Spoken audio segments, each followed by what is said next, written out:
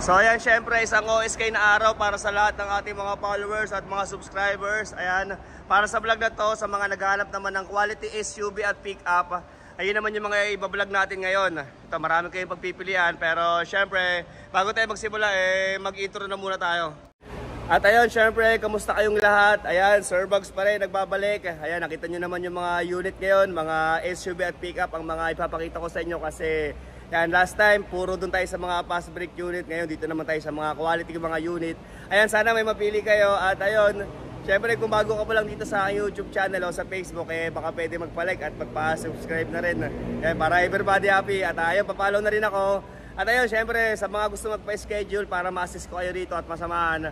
Ayan, ayun yung aking contact number. Tawag kayo sa akin ahead of time or one day before para ayun, may ready natin yung unit at ma-update ko kayo kung available pa. Okay, sa mga unit dito, akong bahala sa inyo, huwag kayong malungkot. Ayan, kung ano naman yung mapipili nyo, kung magkano yung tawad dyan, paparating natin dyan kay Bossing. At ayun, tutulungan ko kayo na maligawan si Bossing para may sagad ang presyo. At syempre para sa mga, ayan, sa lahat ng sumusuporta sa akin, nanonood, basta subscriber ko, lahat ng unit na mapipili nyo, free transfer of ownership at saka rehistro, libre na rin kung pasuna. Okay, so ayun, sana mag-comment din kayo dito at mag-subscribe syempre. Okay, start na tayo, let's go! So, start na tayo at ito ang ating first unit. Ayan, napansin ko sa intro ko kanina, parang pumayat yata ako, ang pet ng mukha ko. So ito, first unit natin, ayan, ito, Casa maintain with Casa record, ayan. 2021 model, Toyota Hilux GRS, automatic transmission, kulay red, 60k plus mileage. Ayan, diesel engine, 1,308,000 kanyang asking, 1,308,000. Pero syempre yung 8 dito hindi sa akin yun presyo ni Bossing yun. At ayun, syempre negotiable pa naman to upon viewing. Ayan, sabihan nyo lang ako kung kailan nyo gusto tignan. At para ayan, papuntahin ko si Bossing dito syempre para sa price na gusto nyo ipaparating natin yan. Okay, so ikutin lang natin syempre para sa nagkaka-interest ng unit na to. Ayan, ito naka 21 inches na rim na rin siya oh. At sa gulong, parang bago pa yung kanyang gulong. Oh. Ayan, kulay red, diesel engine. Naka full garnish set na rin. Ito, full garnish set, naka tint with rain visor. Ayan, oh. Okay, so check natin syempre sa likuran. Ayan, kulay red. Sa mga naghahanap ng red na Hilux, ito, baka para sa inyo yun. Oh. Okay, so tignan naman natin yung loob. Oh. Ayan, ito naman yung kanyang loob. Oh. Bango na ito, may bago po. So ayan, sana medyo maaninag nyo kasi medyo madilim dito, mahina yung ilaw nila. Pero maliwanag naman yung cellphone natin. So ito yung kanyang saktong mileage, ayan, 60k plus. Okay, with the stock monitor. Ayan, sariwang dashboard, kita nyo ba? Ayan, sariwang steering wheel. Dito, sariwa all the way, fresh in and out. Ayan, ito, mahin nyo na to. Okay, so ayan, ulitin ko, 2021 model Toyota Hilux GRS. Ayan, automatic transmission, kulay red, diesel engine, 60k plus mileage, and Casa maintain with Casa record. Okay, 1,308,000 ang kanyang asking, 1,308,000. Ito yun, super negotiable upon viewing. Okay, so next unit tayo. Next unit natin para sa mga naghahanap ng ayan, kulay white na Montero Sport.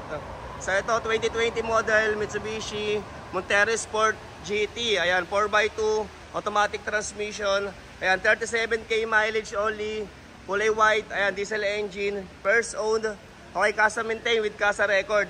Okay, ang asking nito ay 1,408,000. Ayan, 1.4 and 8. Okay, 1,408,000. Okay, so ikutin lang natin syempre. So ito, naka-stepboard na rin, naka-tint. Ayan, at ganoon din, tulad ng isa, naka-rain visor na rin. Syempre, naka-stock mugs. At sa gulong niya, makapal pa yung ganyang gulong. Oh. Okay, so check lang natin para sa mga nagkaka-interest nito, tignan natin yung loob. Oh. So ito naman yung kanyang loob, mukhang kakatapos ng nila i-detail. Oh. Ito, naka-upgrade monitor na rin yata to. Ayan, laki ng ano nito, monitor ah. So ito yung kanyang saktong mileage. Ayan. Okay, kita nyo ba? So medyo madilim lang dito sa bandang likuran dahil walang ilaw. Pero sana maaninag nyo. Ayan, naka-premium leather seat na rin. Ayan. Montero Sports GT. Ayan, gwapo talaga. 4x2, kulay white. Okay, para sa estimate ng sample quotation for financing, ayan, mag-direct message kayo sa aking messenger. Type nyo lang sa mga Facebook nyo, Sir Bugs.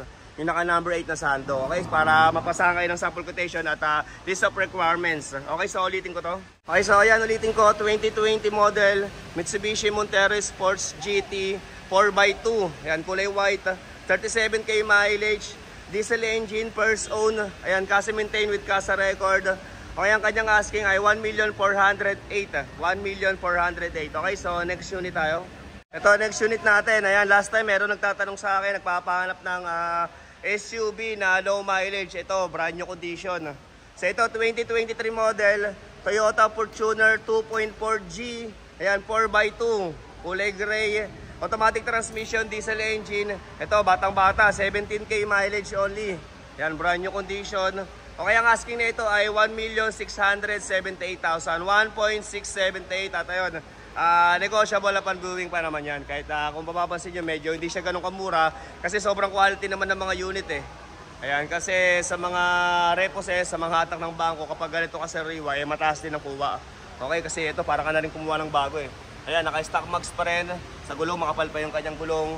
Ganun din, naka-stepboard at naka-tint. Okay, so check natin yung loob. Okay, at ito yung loob ng Toyota Fortuner. 17K mileage. At ito, wala siyang seat cover. Sa mga gusto magpagawa ng German leather seat cover, yan, mag-PM kayo sa Facebook na yan. Diyan na lang kayo magtanong ng design at price at ibang mga katunungan nyo. Direct message na lang kayo dyan. Okay, so ito yung kanyang loob. Ayan, naka-stock monitor din. Ayan, Toyota Fortuner 2023 model. Okay, so ayan, ulitin ko, 2023 model. Toyota Fortuner 2.4G. Kulay gray, automatic transmission. Ito, brand new condition. 17K mileage only. Ang kanyang asking ay 1,678,000 para sa automatic na 2023 model Toyota Fortuner G. 1.678. Okay, so next unit tayo. Ito naman, next unit natin. Ayan, kulay blue na Everest. So ito, 2018 model Ford Everest Titanium Plus, 4x2, kulay blue. Okay, automatic transmission, first owner. Ayan, diesel engine. Okay, ang kanyang sakto mileage, mamaya check natin. Hindi nakasulat dito sa akin eh. Ito, naka-power seat na rin. Ayan, power back door. Okay, Titanium Plus. Ang kanyang asking ay 1,168,000. 1.168. Okay, so check lang natin yung loob nito, pati yung sakto mileage. Kasi last time, nakaraang vlog ko, hindi ko nasabi yung mga mileage eh. Ito ang loob ng Ford Everest. Ang ganda ng loob na ito. Ayan, naka-leather seat na rin, ang bango. Ayan, naka-stock monitor. Yung kanyang saktong mileage ay ito. Kita nyo ba? 53,000, di kita Ayan, 53,209. Ayan, ang kanyang saktong mileage. Ayan, sariwang dashboard. Panalo. Ito, pwede nyo na ito ipareserve oh. Ayan, dito sa mga gusto ng low down payment for financing, itatry natin kasi dito strict sila sa 30% DP. Pero susubukan natin for subject of approval para sa mga ayan, gusto ng low down payment for financing. Siguro try natin sa 20% or 25%. Or kahit 15, subukan natin. Okay, so tignan naman natin yung bandang likuran. So ito naman yung kanyang likuran. No? At ito para sa naghahanap ng ng Wigo, merong Wigo dito sa likod. Ayan, kung gusto nyo ito 2019 to, 488,000 Wigo G automatic. Ayan, low mileage din, 31K mileage, 2019. Toyota Wigo G, ayan. 488 kasama na transfer tsaka registro. Okay, so balik tayo dito. So ito naman yung kanyang likuran. Ayan, naka-back camera na rin. Ayan, naka-power seat at ayan, power back door. Nakalagay dito at ito meron na ring 4 na back sensor. Ayan, so buksan nga ulit natin dito sa likod. So ito naman yung kanyang upuan sa likod. Ang ganda na ito. Ayan, napakalinis, napakaliwalas. Ayan. Okay, so ayan, ulitin ko, 2018 Ford Everest Titanium Plus. Ayan, automatic transmission, kulay blue, first own. Ayan, naka-leather seat. Okay, ang kanyang asking ay 1,168,000. 1.168 para sa Ford Everest Titanium Plus. Okay, next unit tayo. At ito, kung hanap mo naman ay 4x4. Ito, meron tayong Ford Everest. So ito, 2016 model Ford Everest Titanium. Ayan, 4-wheel drive. Automatic transmission, 78K plus mileage. Ayan, diesel engine, 4x4, will maintain. First owner, kaya ang kanyang asking ay 988,000. 988. Sayang lang, kanina hawak ko na yung susi nito kaso kumain yata yung nag-hawak ng mga susi netong unit na to. Sayang, hindi ko mapapakita yung loob niya. Pero baka same lang naman yan na ibang rito na ibang Everest yung loob. Okay, hindi ko lang mapakita, sayang. Next time na lang. Pero ito ay 988 lang siya para sa 4x4. Okay, ito sariwa din yung kanyang labas. Oh. Ito, naka-stock mags din. Ayan, sa gulong makapal pa. Parang nasa 90% pa yung kapal ng kanyang gulong. Ayan, ikutin ko na lang syempre. Hindi ko mapakita yung loob. Okay, so ito naman yung kanyang likuran. Ayan, titanium. Okay, para siyang ano eh, kulay gray ah. Para siyang grayish ba? Gray lang, gray. So, ayan, 4-wheel drive, titanium plus. So, ayan, ulitin ko, 2016 Ford Everest titanium 4-wheel drive. Automatic transmission, kulay gray, 78k plus mileage. Ayan, diesel engine, well maintained, first owner. Okay, ang kanyang asking ay 988,000. 988. Okay, so next unit tayo. Next natin, ayan, 2013 Toyota Fortuner G. Ayan, kulay bronze, automatic transmission, diesel engine, first own. Ayan, all original. Ang asking na ito ay 788,000. 788,000 para sa 2013 Toyota Fortuner G. Ito, napaka-ingat ng unang may-ari na ito. Sa pintura niya, parang sobrang alaga pa rin. Oh. Ayan, makapal pa yung kanyang gulong, naka-stock mags din. Ayan, check natin yung loob. Oh. Ito naman yung loob ng 2013 Toyota Fortuner. Para siyang di 2013 model. Oh. Napakaganda pa rin kahit mapalabas tsaka loob. Oh. Kita nyo rito. Oh. Naka-sidings na rin na leather. Ayan, naka-leather seat na rin. Ayan, sariwa pa to. Tamo ka, dapat to kung gamit na gamit, biyak-biyak na dapat yan eh. Pero ito, maganda pa rin yung leather niya. Oh. So ito. Ayan. Medyo na to, naka-stock monitor. 2013 Toyota Fortuner G. O kaya dito yung kanyang ano. Ayan, 2013 Toyota Fortuner 788,000. Okay, so isave nyo yung contact number ko. Baka meron kayong magustuhan dito. At ayun, syempre, ma-update ko kayo kung available pa bago kayo pumunta. Okay, so ayan, ulitin ko, 2013 Toyota Fortuner G. Ayan, 4x2, automatic transmission, 91k mileage, kulay bronze, diesel engine, all original, 788,000, 788. Okay, so next tayo dito sa Hilux na kulay red. So ito, next unit natin, ayan, very fresh, 2018 Toyota Hilux 2.8G, ayan, automatic transmission, kulay red, 53k mileage, diesel engine, first own, ayan, well maintained, 988,000 naman to, 988,000. 53k mileage, ayan, medyo maingay. Okay, para sa kulay red na 2018 Toyota Hilux. Ayan, ito naman yung kanyang loob. Ayan, sariwa rin. Tsaka ang bango na ito, may parang semi-brand new ng kanyang amoy. So ito, naka-stock monitor. Ayan, wala lang din seat cover. Magawa kayo seat cover sa kapatid ko kasi medyo mainit yung ulo niya dahil walang benta. Ayan, binigay ko na kasi sa kanya yung seat cover ko, syempre, para ngayon kasi medyo mihira na ako mag-vlog. So malit na yung kita natin sa YouTube para hindi na sila nanghihingi. Ayan, binigay ko na yung seat cover ko sa kapatid ko. So pagawa kayo doon para kumita-kita naman sila. So ito naman yung kanyang upuan sa likod. So ito, medyo na to. Ayan, huwag nyo kalimutan yung aking contact number. I'll save nyo para ayan, masamahan ko kayo rito. Dito naman sa mga unit dito, pang spaghetti lang naman yung sa atin dito. At least ang importante, meron tayong content. Sa YouTube yung kita natin eh. Okay? At ayun, ang maganda pa, natutulungan ko kayo na makahanap ng unit. At syempre, tutulungan ko din kayo sa presyo na may sagad ko anong mapipili nyo. Okay? So ulitin ko to. So ayan, ulitin ko, 2018 Toyota Hilux 2.8G. Ayan, automatic transmission, kulay red, 53k plus mileage, diesel engine, first owned.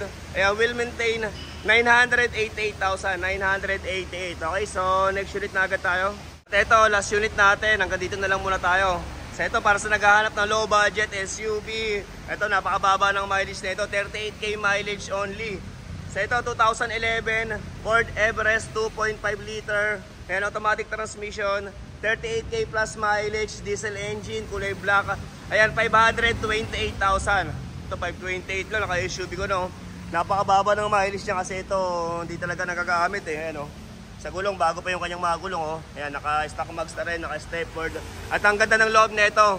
Ayan, pakita ko yung loob na ito. 528,000. Pero ito, kung ipapasok nyo sa financing, baka 50% na yung down payment na ito kasi ganun talaga pag mga medyo may edad na eh. So, ito naman yung kanyang loob, oh. Para siya hindi 2011 model. Ayan, ito yung naka-stock monitor pa rin yata yan, oh. Wala lang seat cover, pero napakabango na ito, napakalinis, oh. Napakalaga. 38k mileage only para sa 2011 Ford Everest 2.5 liter. So ito, medyo na to. Okay, so ayan, ulitin ko, 2011 Ford Everest 2.5 liter. 2.5 liter, ayan, automatic transmission, 38k mileage only, first own, kulay black.